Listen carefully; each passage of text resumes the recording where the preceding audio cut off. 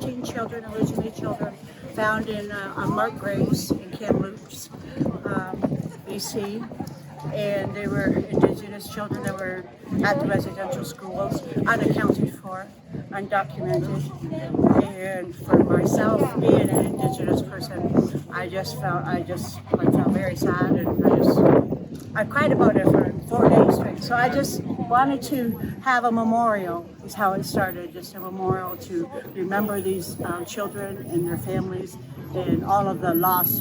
I know we've had many more found since, and we will have many more to come, and this was just to remember all of them. The churches were the residential schools, were government funded, but they were run by the churches, the priests and the nuns and the deacons and the diocese of the Catholic churches and the Anglican churches, as well as some Presbyterian church. But we just thought that laying our tokens at their doorstep, so they can see that we know that we hold them accountable, so that they can see that we want them to accept accountability. And our hope is when they see our tokens that they will remember.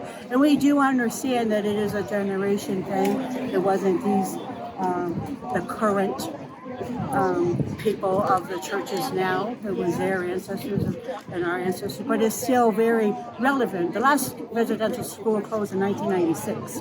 That wasn't that long ago when you think of it in terms of spending my lifetime.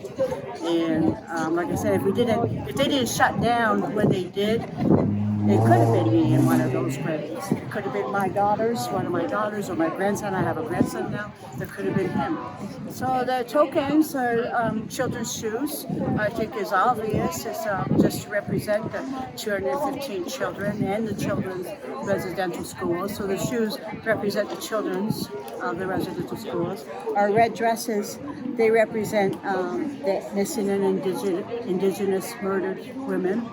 And then we wear red dresses because red is, we believe, our peoples believe that red is the only color that our spirits can see. And so when we wear our red, or they are red, and the spirits will return to us that way, even though even if we never find their bodies or know where they are, we wear our red, and they will return to us, and our hope is to be at peace.